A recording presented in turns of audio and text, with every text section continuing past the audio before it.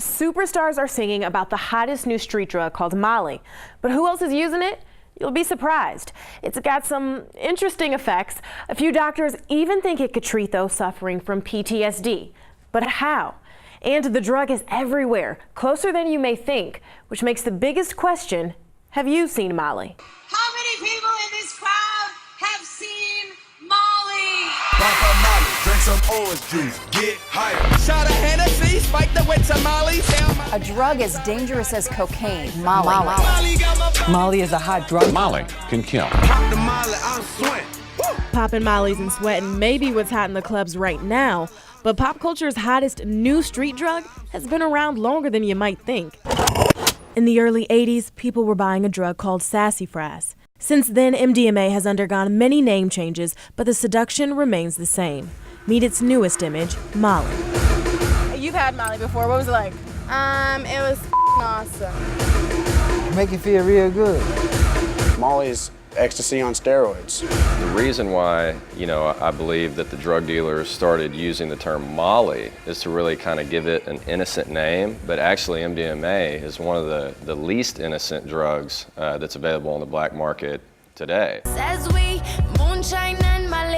From Rihanna's love songs to Rick Ross's cryptic messages of date rape. Put Molly all in her champagne. She ain't even know. Molly is the leading lady in mainstream music right now.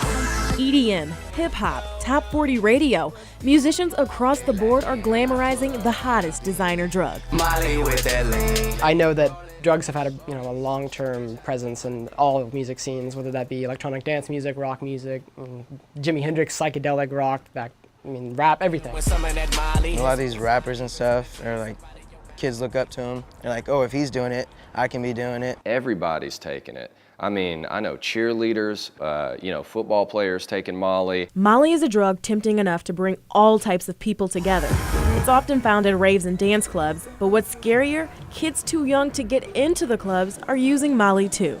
They get introduced to it in all kinds of ways. 14, 15, and I hate seeing them that young. And it's not hard to find. It's absolutely the easiest probably thing that you can get. And it's just easy as hell to get a hold of. And Molly is affordable. This isn't coke or meth, where a gram can cost up to $250. It's a drug any kid can afford with a weekend job or allowance. One capsule, depending on who you're getting it from, where you're getting it, between $15 and $20. No matter the differences in age, lifestyle, or income, one thing your average Joe user and his favorite Molly poppin' celeb have in common, they're in love with the high. You will feel the best feeling you ever felt in your life. It makes you extremely happy. Love and happiness may be what users crave while they roll, but does that craving end when you decide to stop rolling? It's not necessarily a physical addiction, but it is a very intense psychological addiction. You're hyped up, you're moving, you're having fun. So psychologically, you're like, man, I just can't have fun without it. Okay, so you might not experience physical addiction when you're taking pure MDMA, but there's no way to be positive that's what you're getting. Whenever you buy Molly, people are mixing these things with hydrocodone, they're mixing it with BC powder, baking soda.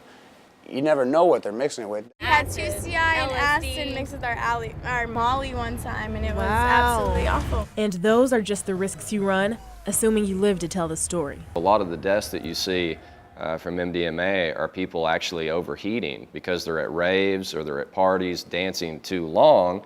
They become dehydrated, but their body feels so good that they don't notice that they're actually about to die. There's a big risk in taking a Molly. The risk they're taking is they may not wake up the next day. It basically breaks down all your inhibitions, yet you're able to communicate more effectively than if you just drank a bunch of alcohol. And so people feel very connected to one another. And that emotional connection is what makes some think it may be good for therapy. Even in the medical world, Molly has advocates and naysayers. Some doctors hope the drug can be used to treat disorders like PTSD. People with PTSD, they isolate themselves, they numb themselves. MDMA may be able to kind of loosen that up. People have looked for shortcuts for years for PTSD. There's got to be a shortcut someplace. There's got to be a fast food drive-through that you can do this. It just doesn't work. We need to open ourselves to new treatments. MDMA offers promise. But does the research warrant the optimism? The studies I saw were very, very weak. I would not consider prescribing based on these studies. The studies that have been done so far, in my opinion, are certainly promising. From doctors and counselors to teens and celebs, Molly's making her mark with no discrimination. And what's even more unsettling, the opinions are all so different on the drug, the powers it may possess, and the reach of its wrath. Brenda, I can't seem to find Molly. Make you feel real good. MDMA is a very scary drug. It releases more serotonin in your brain, so you're awfully happy.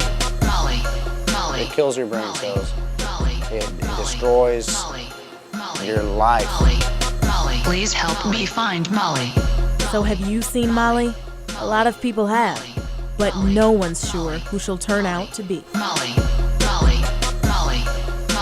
Now, even though there are conflicted opinions about how Molly could be used in the medical world, the drug is illegal to use or possess, and it is extremely dangerous.